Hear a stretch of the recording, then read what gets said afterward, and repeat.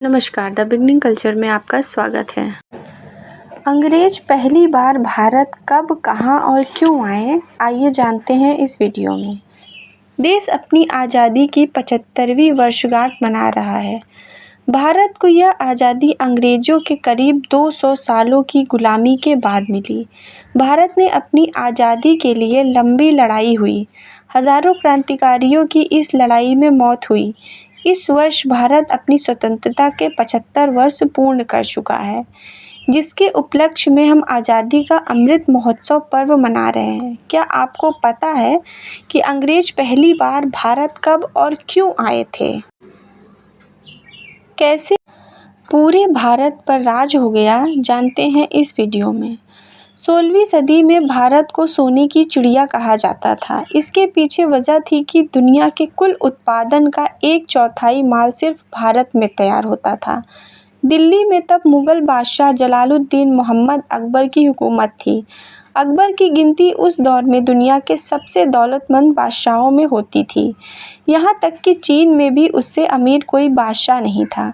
वहीं उसी दौर में ब्रिटेन गृह युद्ध से जूझ रहा है। उस समय ब्रिटेन की पूरी अर्थव्यवस्था खेती बाड़ी पर निर्भर थी और दुनिया के कुल उत्पादन का महज 3% माल वहाँ तैयार होता था। ऐसे में महारानी एलिजाबेथ प्रथम की नज़र भारत की ओर टिक गई। तब यूरोप की प्रमुख शक्तियाँ पुर्तगाल और स्पेन व्यापार में ब्रिटेन को पीछे छोड़ चुकी थी। ऐसे में ब्रिटेन की नज़र भारत पर टिकी थी। ब्रिटेन को मिली भारत की समृद्धि की जानकारी उसी दौर में ब्रिटेन का घुमंतू व्यापारी था राल्फ फिच। यह हिंद महासागर, मेसोपोटामिया, फारस की खाड़ी और दक्षिण पूर्व एशिया की व्यापारिक यात्राएं करता था।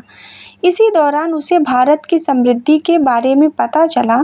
राल्फ फिच की यह यात्रा इतनी लंबी थी कि ब्रिटेन लौटने से पहले उन्हें मृत मानकर उनकी वसीयत को लागू कर दिया गया था।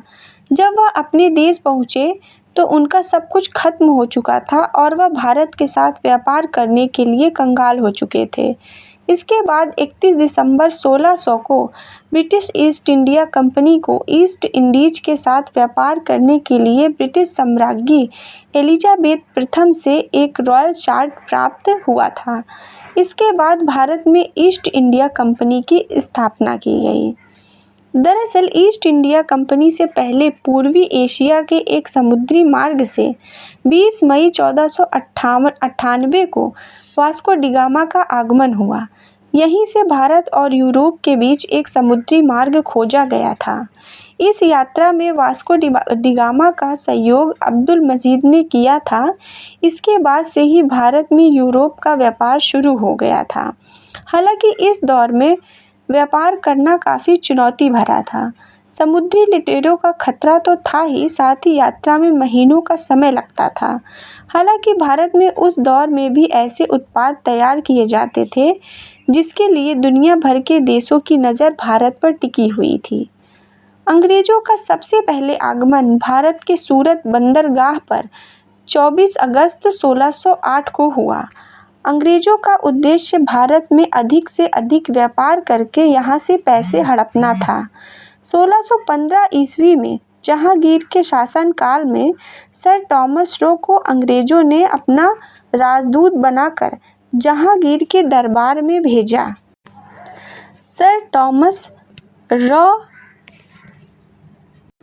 जहांगीर से कुछ व्यापारिक छूट पाने में सफल हो गए। हालांकि कहा जाता है कि इसके लिए जहांगीर से कई लुभावने वादे भी किए गए थे। इसी के बाद से ईस्ट इंडिया कंपनी ने धीरे धीरे पूरे भारत में पैर फैलाने शुरू कर दिए। अंग्रेज भारत से ही पूरे यूरोप में व्यापार करते थे। यूरोपीय देशों के मध्य भारत में मसालों के व्यापार पर एकाधिकार स्थापित करने की होड़ सी लग गई। भारत के उत्पाद और समृद्धि को ब्रिटेन के व्यापारी समझ चुके थे। दक्षिण व दक्षिण पूर्व एशियाई राष्ट्रों के साथ व्यापार करने के लिए 1600 ईसा पूर्व में जॉन वॉट्स और जॉर्ज वाइट द्वारा ब्रिटिश जॉइंट स्टॉक कंपनी की स्थापना की गई। इसी को ईस्ट इंडिया कंपनी के नाम से जाना जाता है। शुरुआत में इस जॉइंट स्टॉक कंपनी के शेयरधारक मुख्य रूप से ब्रिटिश व्यापारी और समृद्ध वर्ग के लोग थे और ईस्ट इंडिया कंपनी का ब्रिटिश सरकार के साथ कोई सीधा संबंध नहीं था। हालांकि बाद में सूरत बंदरगाह पर सर थॉमस रो की अगुवाई में अंग्रेजों को सूरत में कारखाना स्थापित करने के लिए शाही फरमान प्राप्त हुआ। इसके बाद ईस्ट इंडिया कंपनी को मद्रास में अपना दूसरा कारखाना स्थापित करने के लिए विजयनगर साम्राज्य से भी इसी प्रकार का शाही फरमान प्राप्त हुआ था। उस दौर में भारत में कई और देशों की भी व्यापारिक कंपनियां मौजूद थीं, लेकिन ब्रिटेन ने कूटनीति से इन कंपनियों को भारत से खदेड़ दिया।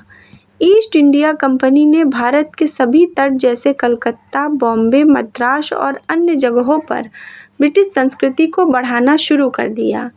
उस दौर में अंग्रेज रेशम, नील, कपास, चाय और अफीम का व्यापार करते थे। इसके अलावा मसालों के लिए भारत सबसे पहले ही दुनिया में पहचान बना चुका था। दरअसल करीब 150 सालों पर भारत में व्यापार करने के बाद अंग्रेज समझ चुके थे कि भारत के लोग सामाजिक और आर्थिक तौर के अलावा राजनीतिक तौर पर एक दूसरे से मतभेद रखते हैं। इसी का अंग्रेजों ने फ़ायदा उठाने की कोशिश शुरू कर दी। 1750 के दशक तक ईस्ट इंडिया कंपनी ने भारतीय राजनीति में हस्तक्षेप करना शुरू कर दिया था।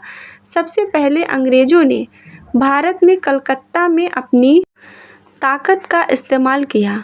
1757 में प्लासी की लड़ाई में रॉबर्ट क्लाइव के नेतृत्व में ईस्ट इंडिया कंपनी ने बंगाल के नवाब सिराजुद्दौला को पराजित कर दिया था।